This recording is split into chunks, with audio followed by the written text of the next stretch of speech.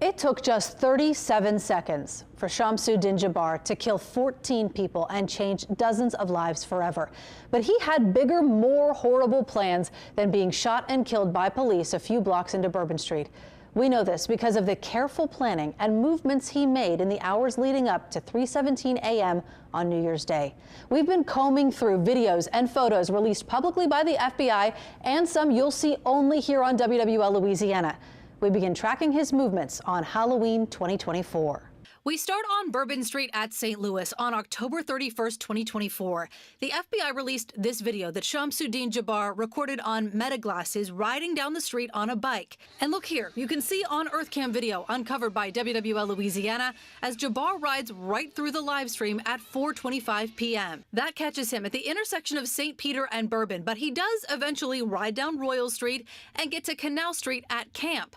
That's where we see him turn from Canal onto Charter Street, recording on meta glasses as he goes. At 4:54 p.m., he's spotted on security camera in the 900 block of Charters, a pretty full cruise of the quarter, 2 months before the attack. Jabbar visited again November 10th, though we don't have video of that trip or know what he did while in town. We are able to track many of Jabbar's movements on December 31st in the hours before he drove down Bourbon Street. Around 9 p.m., his rented truck was spotted in Gonzales, Louisiana. An hour later, he was seen taking things in and out of the truck in front of a rented home in St. Roch. At 12:39 a.m., a Ring doorbell captures the truck used in the attack with coolers in the bed, turning off North Rampart Street onto Governor Nichols.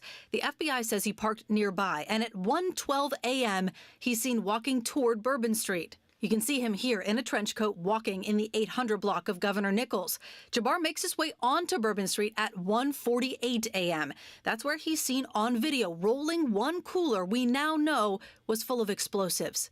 You can see just how big the crowds were as EarthCam was streaming live on Facebook at that very minute, with Jabbar just a few feet out of frame.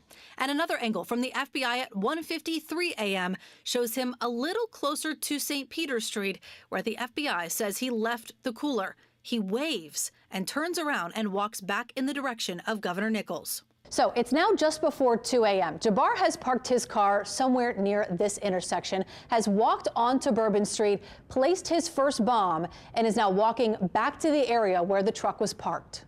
That's where he's seen again, walking down Governor Nichols toward his parked truck.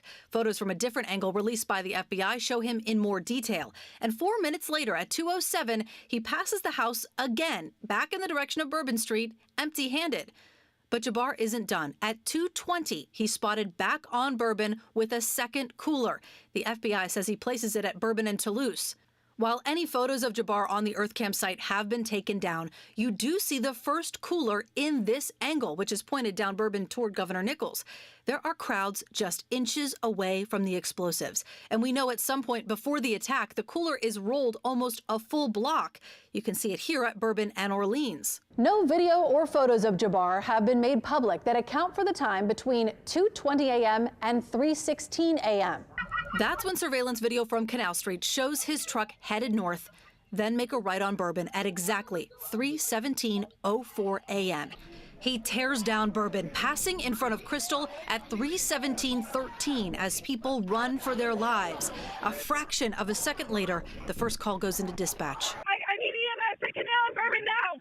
Canal and Bourbon now! And by 3:17:41, just 37 seconds after turning off of Canal, Jabbar had crashed and police had surrounded him, guns drawn. He destroyed and ended lives for 2.5 blocks before it all ended near Conti Street. At this point, the 2 bombs he had placed were at Bourbon and Orleans and Bourbon and Toulouse. Police officers are positioned between those 2 spots, and they're seen on EarthCam running toward the scene, running toward the sound of gunfire.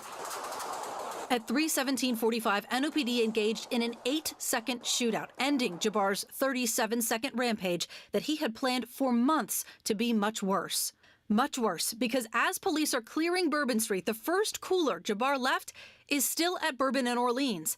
In the hours before sunrise, it's moved from the street, but you can see officers then taking a closer look at something on the sidewalk. Then more officers respond, and at 3:44, 2500 to headquarters.